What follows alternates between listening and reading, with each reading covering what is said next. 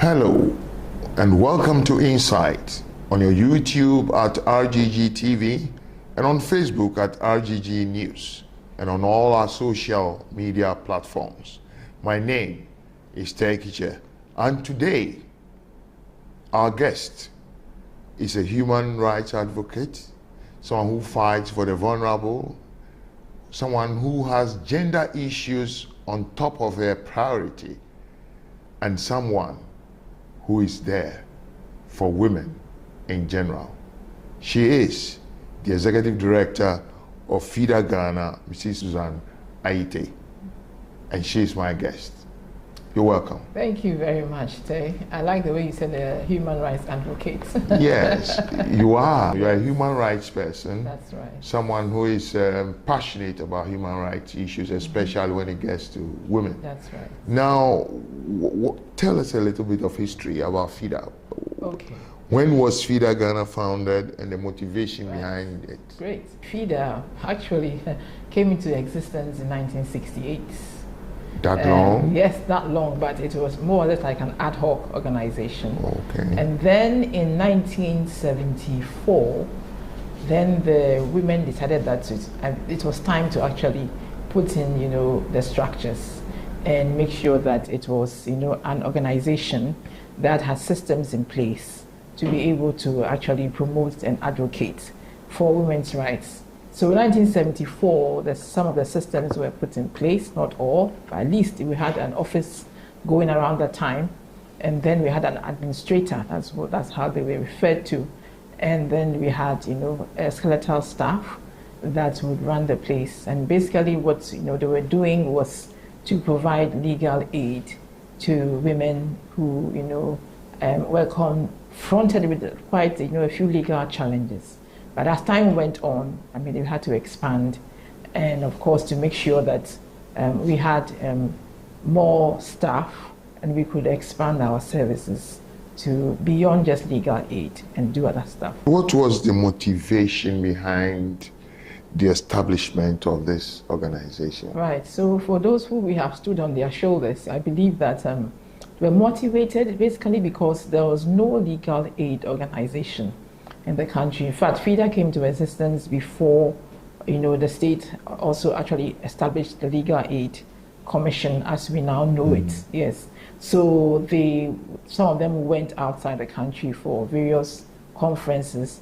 Then they noticed that in other jurisdictions, they had, some special outfits that really looked at legal issues that affected women, and they recognized that we had quite similar, issues as well. And so they said that, okay, why don't we have something similar in place? And like I said, 68 and then 74, things were actually put in place to establish a much more stronger outfit that could do a little bit more, for women and at that time for children also. Yeah. Yeah. So now, over the years, you might have chalked up some successes and achievements. Now, can you mention some of them? Okay, so I think what readily comes to mind is the PNGC Law 111, as the Interstate Succession Law. So I believe that Professor Ikwe here and a few others were quite instrumental in advocating for the passage of such, a law, because our customary, patterns of inheritance were quite discriminatory towards women. And if you didn't have somebody who was sensitive enough as, the customary successor, then it's bound to happen in such a way that, women would be shortchanged, basically. And if they are, it affects, their dependents. And then we would certainly have a big issue on our hands as a nation. Because basically, a nation is built out of families. So if we have families who are impoverished and families who have children they can't take care of, they end up on the streets. And it also becomes a social, problem for the government as a whole. Now, we also have the issue where we talk about, the rule of law. So if you want to talk about the rule of law, then you're talking about a situation where, irrespective of your status in society, irrespective of, your financial, wealth, you should still be able to actually access justice. So that was the main motivation actually behind making sure that, we could provide women with legal access or legal or free access to justice, that didn't cost them much, basically, yes. These things you've mentioned are actually achievements that had helped women over the years to access legal aid and to assert themselves as women with rights through FIDA. Now, currently, what specific programs and initiatives is FIDA involved in? Right, so I think that as we were talking, I left a few things out about the successes. I think another success has been the Domestic Violence, Act. Exactly. And basically, FIDA started under one of our past, executive directors, Gloria Fugwedu, where, we're actually agitating for a private member's bill, that's to get at least a parliamentarian to table it in Parliament for us. And the current president actually decided that he was going to do it, basically. But later on, as time went on, we realized that we had to do more. So then the coalitions were established, and that, got things going very fast. And even though I'm saying it's fast, it took about 10 years to actually get the domestic violence, bill in place and then to have it passed into an act. So we're still working on the Domestic Violence, Act, because we've noticed a huge gap when it comes to accessing medical support. Even though the DV, Act says that you can actually have free medical care, this is not, the case. And basically, there are lots of challenges around, implementing the free medical, care, simply because the medical facilities also have, their, viewpoints that if government wants to make sure that people have free access to, justice, then they must also be able to pay for it, because they will not be able to use their IGF or internally generated funds to actually, provide that free medical, care. They also have doctors who are working within the facilities. They need them on site. If they have to go to court to actually testify, they need to provide them with some form of, funding for their transportation cost. And so they cannot be able to provide that, and therefore the government or the state must do that, which is not being done. So you find out that lots of cases will be reported, but it will not be able to go to court. So the attrition rate is quite high, simply because, women who are poor cannot be able to access, the medical care. There's a big issue with shelters. We don't have shelters in this country. When it comes to shelters, it's only a few private people who have opened up shelters. And that's, a huge challenge, because how do you protect, somebody who is actually in a toxic atmosphere? And you need to get the person out of that space to ensure that, she's protected. I mean, we are all in this country, and we've heard a lot of cases of how, women have been killed by their own partners. I was coming to that. Yes. Something even beyond that. Yes.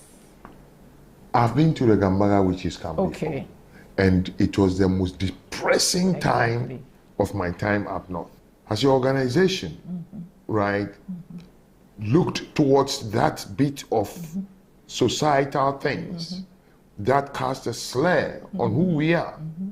Have you been able to do that? Yes. Between 2007 and 2010, we had a project we were working up north.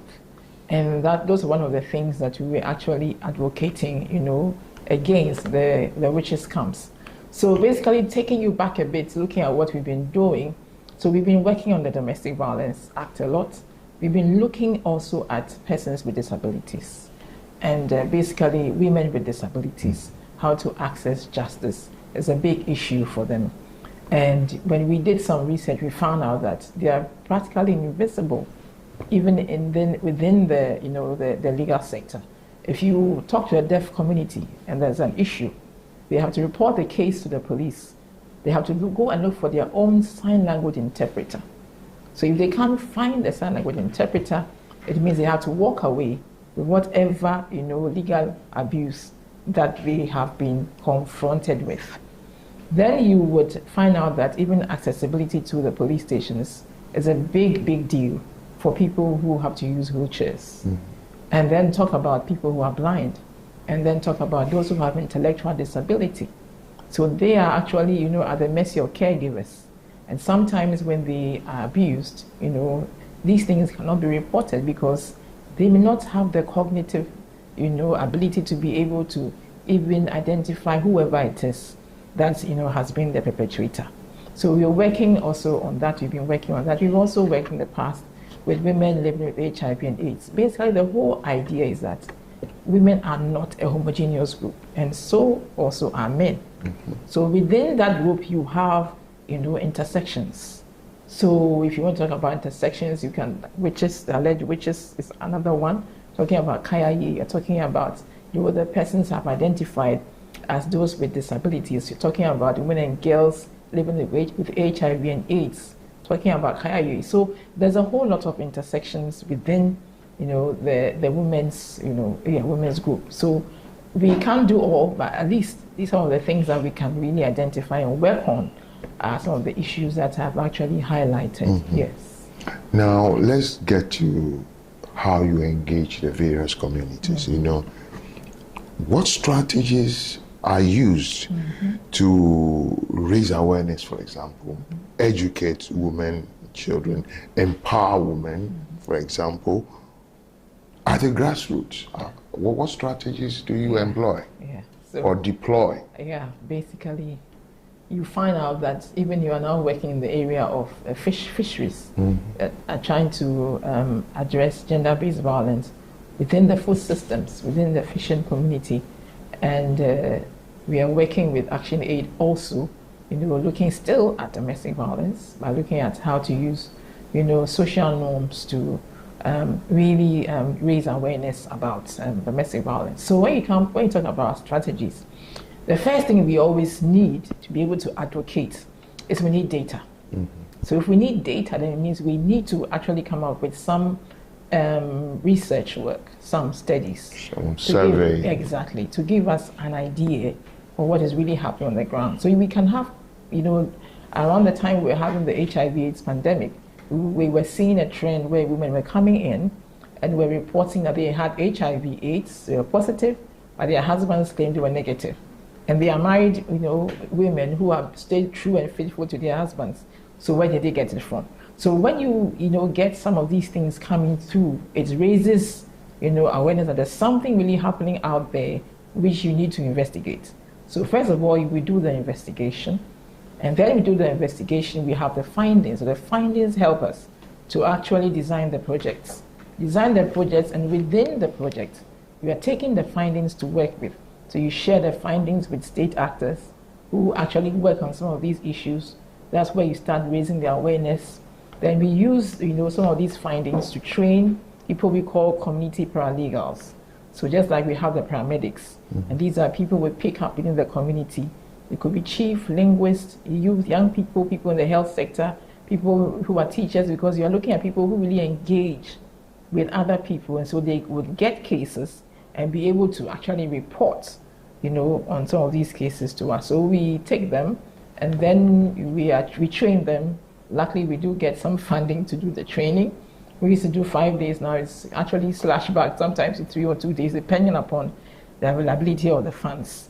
Then we now do what we call media advocacy. So our community trained paralegals would have to go on air and talk about issues. Phone lines are open, and they are interactive with participants. Then we also do the outreaches. They go out into the communities. They go to the mosques, the churches, town halls, and then they talk about a particular issue that we are really trying to address. So if it has to do with providing access to justice for women living with HIV and AIDS, be able to access property. If it has to do with persons with disabilities, also need to access justice dealing with disability rights. Then we're looking at even some of the protocols that can help state actors to be able to really engage with them. So we come up with manuals that help state actors to be able to interact with persons with disabilities, what to do, what not to do, how to get sign language interpreters. We even train media personnel on how to report on disability issues, the language to use, Sometimes I think the last work we did with Star Foundation, now we actually got media people to do some work, and then we gave some awards to those who were able to come up with stories, basically, to highlight some of their issues and to advocate for certain things to be done for them. If you look at the Disability Act, there are lots of things that need to be done for persons with disabilities, which we are not doing as a country.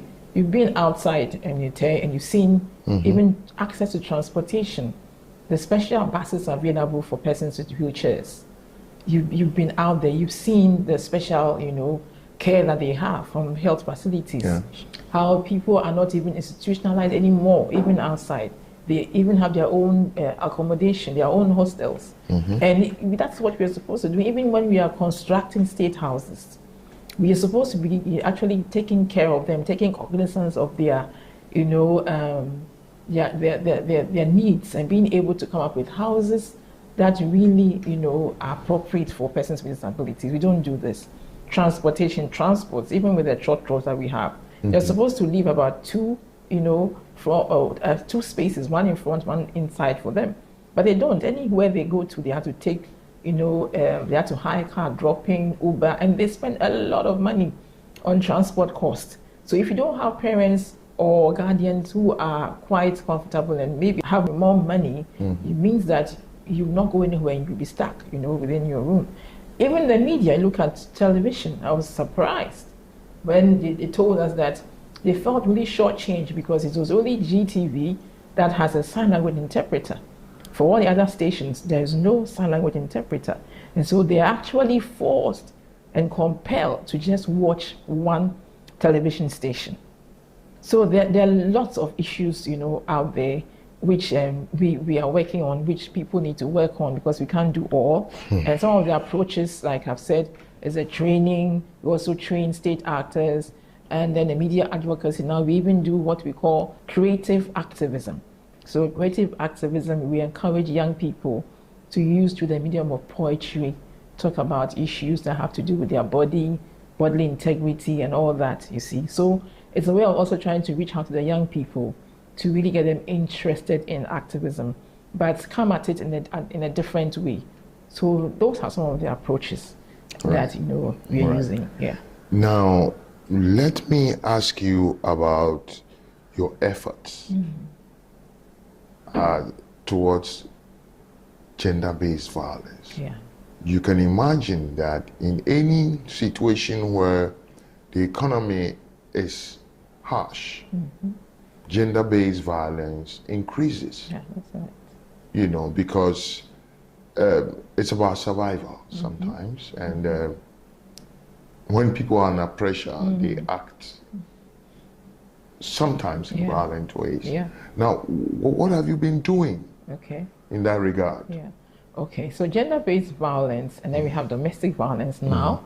We even have intimate partner violence now. Okay, so there are three strands, but I think the mother of it all is the gender-based violence, which basically are, violence that are meted out to most of the time is women. Now some of the men get beaten too. Yeah, based on their gender, but you don't report. That's the issue. Yeah, so that's the issue. Yes, and even the narrative or the research shows us really that at least 1 out of 3 women suffer from violence. So you have the gender-based violence basically based on your gender.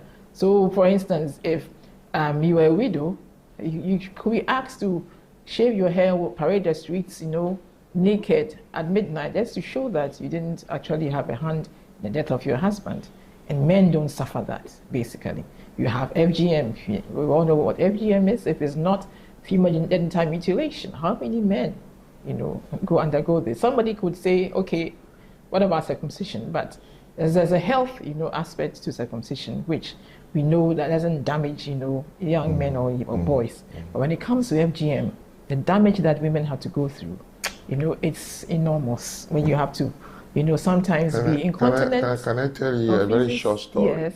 The first time I encountered that thing, I think we Rollins and ourselves, Castle Press Corps, took a trip to the north. And in the morning, where we the guest house we slept. I won't mention the name of the town for obvious reasons. And I saw a long line of girls led by an elderly woman, and then the rear, there was another elderly woman. And they were all holding sticks and walking with their legs open. And I was like, what the hell is that? And then someone standing by whispered that, oh, they've just been initiated. I said, what kind of initiation? He described it. I was traumatized for them. Yes. You know, so yeah. I believe that is something you guys worked on very hard. To bring to the attention of society that this goes on. Yes. Very horrible. Yes. So that's gender-based violence. Then there's the intimate, partner violence, where of course, you have one, spouse, killing the other spouse. And as you rightly said, these things actually are exacerbated when we have economic pressure. And even when you have the pandemic like we had with the COVID. So right after the COVID, when the everything was opened up, we got our first, intimate partner violence case. And I believe some people really watched and looked out for it. And you could count over 40 cases of women who had been killed by their husbands, basically, or by their partners, yes. Then, of course, you have the domestic violence, which happens in the domestic setting, basically. And that can happen grandparents, aunties, or house helps, all that stuff, yes. So basically, whatever happens within the domestic relationship, and we call it domestic violence. So, yes, these are areas that, we have actually worked on and keep working at, because we haven't yet, had the results that we expect. You could get some form of, probably success, but there's more. So for instance, we're working with Action Aid Ghana, and we're looking at even the budget that is given to the Ministry of Gender, and asking the Finance Ministry to make sure that the ministry receives its, budget that has been, put aside for them. Then you realize the challenge. What's the challenge here? Is that sometimes, for within a whole year, their money is being released after 3 quarters. So first quarter go, second quarter, third quarter. So how do we expect them to work effectively if that money is not available? And the second challenge is sometimes when within the whole Ministry of Gender system, they're not able also to access the money on time. It goes back to trust. If it goes to trust, it means that that money could be diverted to do anything at all. So you could have, them getting just a portion of it within the last sector of the year, and that's practically, makes them handicapped. So there are lots of, things that need to be worked on.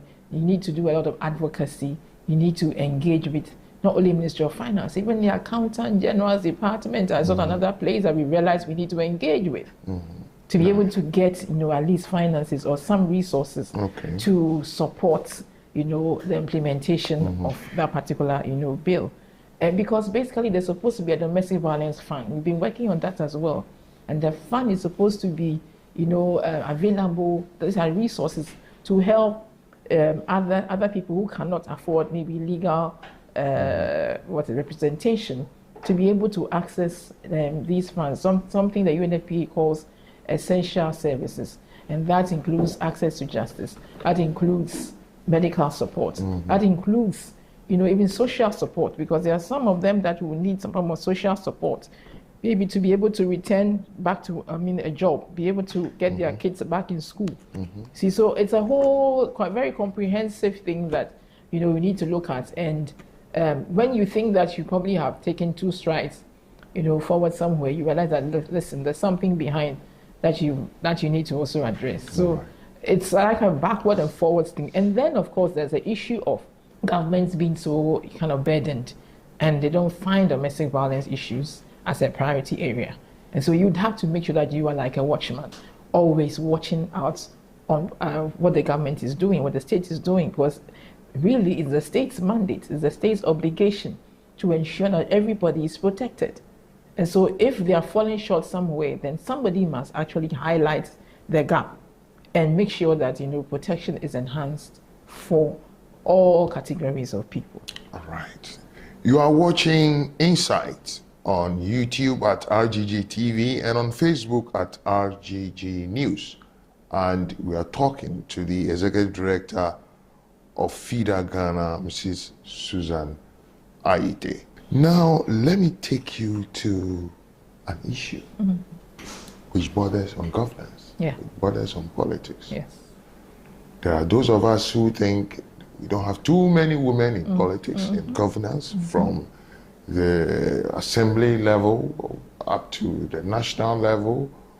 And for us who've been very close to our mothers, we know the role mothers can play, in shaping the thinking of children, whether male or female, and even shaping the home. Yeah. So why don't we have so many women in governance? So we're actually running a campaign and trying to get the two main political parties, as the NDC and the NPP, to field women as their running mates, because we think that they are the ones actually who really actually take on power in this country. If it's not one, it's the other. So if we can get both of them to field women as running mates, that would be awesome, because then we are looking at seeing at least a gender diverse ticket. So going back to your question, why? Now, we have actually signed on, and as in Ghana, you and I know, we are very good in ratifying all these agreements. Oh yes, you are the first to do so many things. Exactly. But implementation. Exactly. So one, it's a human rights issue. We've actually ratified a lot of instruments, international instruments. We talk about CEDAW, which is the Convention on Elimination of all forms of discrimination against women. We have our Maputo Protocol, that's the African Charter on People and Human Rights, the Women's Protocol, as some people, call it. We have Commonwealth, we have ECOWAS, so we have quite a few that we have actually signed on to. And within our own constitution, we have actually given women the right to be able to take part in governance. So why is a big question, and why is because, first of all, we have women who, first of all, are not trained and groomed to become, leaders, even though they are leaders at various levels. We have women who have issues to do with, having to be able to raise money to get into politics, because now our political, processes are very, very monetized, even from the district level. You find our district assembly elections, women didn't get in too much. It was a very, very poor showing of 4.1%, basically. And then we also have the political parties who are not also, I must say, not doing very well in getting women, into, their safe seats, because then the women are seen as sub-targets. So if you're in a safe seat, it's possible that, somebody from another party could easily target your seat and wrest it away from you.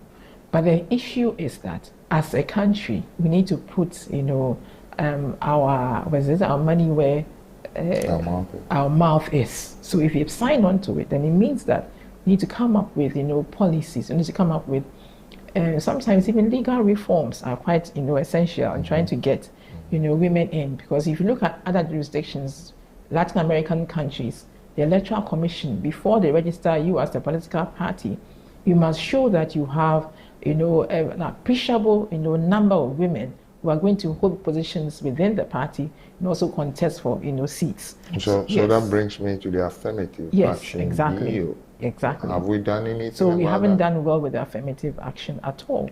NDC had a brilliant chance of getting it through, but it just slipped out of their hands. Then NPP has come, and all we've had are promises, and they are just about to leave the scene.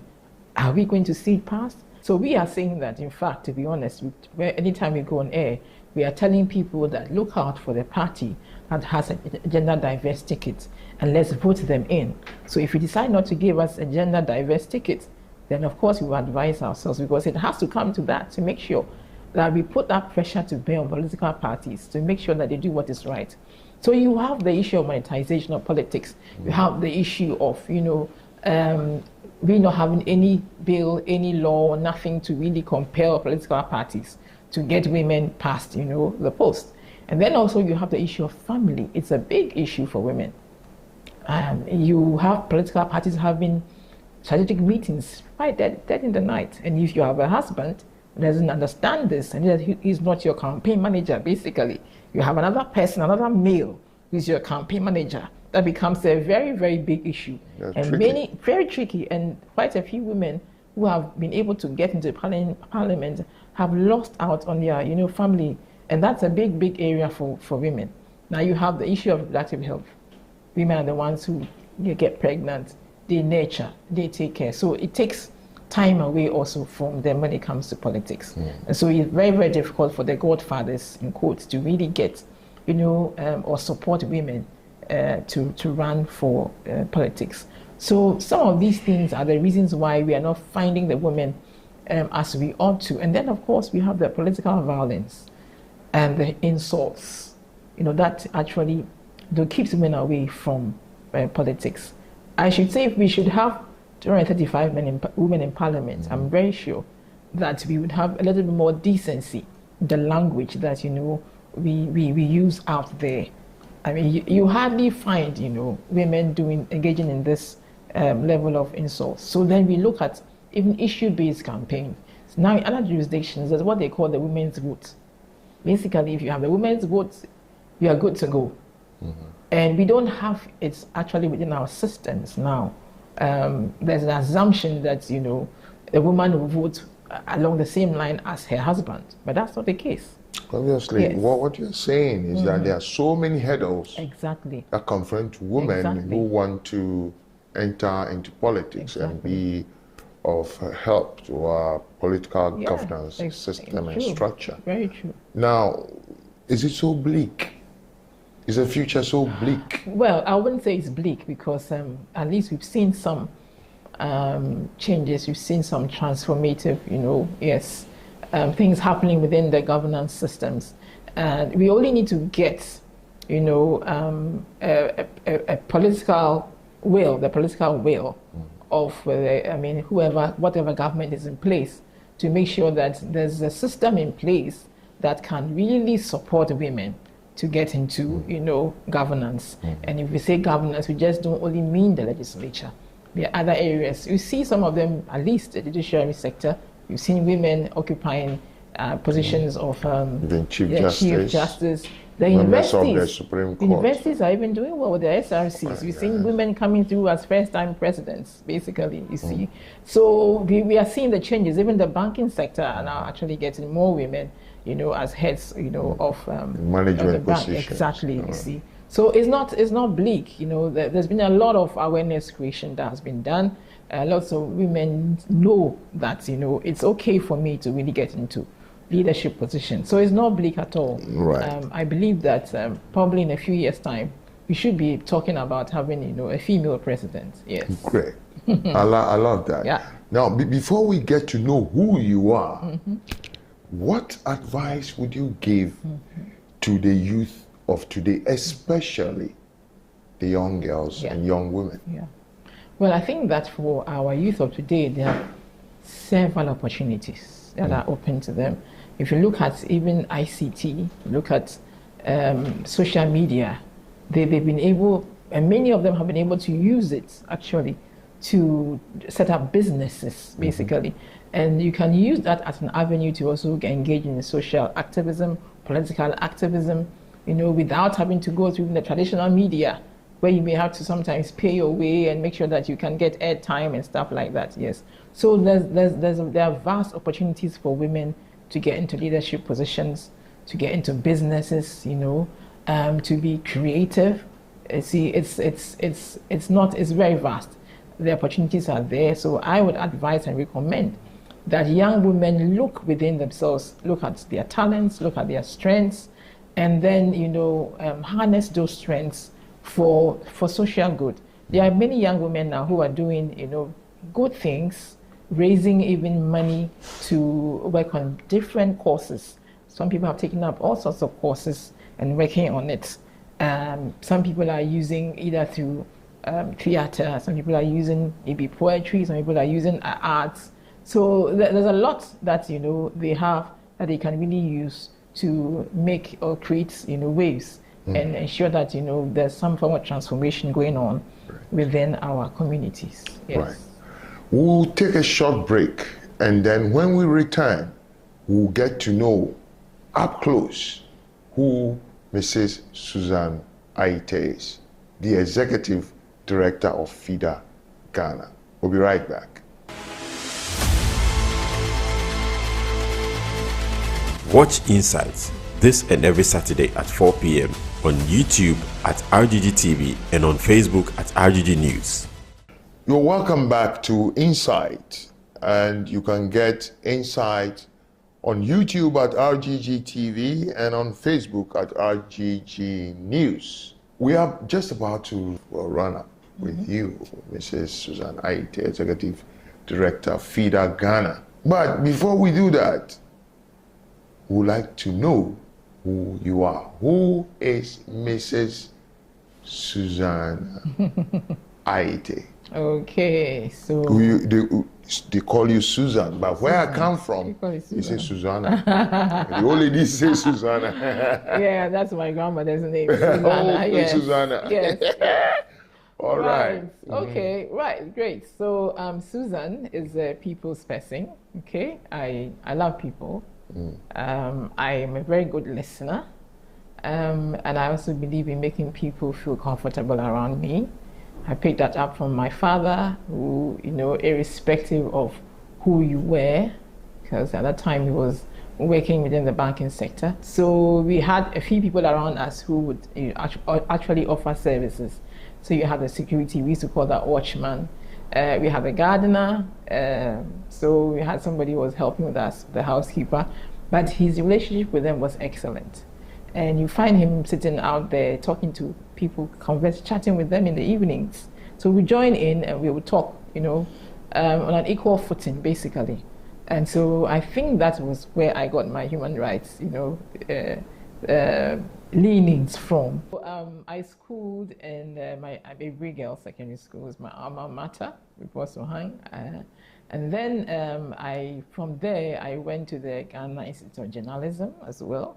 So I spent some time at GBC as well, my internship. And then I moved out a little bit to work in the UK. I was in the UK for 6 months. I returned and went back into the media, working with Joy FM Multimedia. Rose up to become the news editor of Joy News. Then I went to FIDA Ghana and decided to go and do international human rights law at Oxford University. Yes. Wow. Yes, so I did a master's, in Oxford. And I'll probably say that, coming into FIDA, I'll probably say was by default, basically. But I also noticed that for people who work in the field of journalism, there's always a course that they tend to actually lean into and begin to, work or fight, for that particular course. So I actually realized that it was because of my work within the media space that made me more aware of some of the things that really happen to women, especially because I had to host a program we called Home Affairs, and basically talking about So it gives you a lot of ideas about the kind of issues women go through, and even basically also when you work within the media space, you kind of see a lot of suffering, see a lot of hardships. And if you are somebody who has that passion for, working to improve the lives of others, you find yourself gravitating towards, trying to work in an area that will improve, the lot of others. So basically, if you want to know more about me, that's Susan. Yes. Wonderful. Yeah. Viewers, we've come to the end of another session, Insight, on YouTube at RGG TV and on Facebook at RGG News. Today, we've been having a very good conversation with Mrs. Susan Aryeetey, who is the Executive Director of FIDA Ghana. Madam, thank you very much for having us. Wow. And we know that all that we've said, all that we've said in this conversation will serve as an inspiration for others. Thank you so much. You're most And welcome. viewers, Yeah. thank you for sticking with us. As always, every Saturday. My name is Teye Kitcher.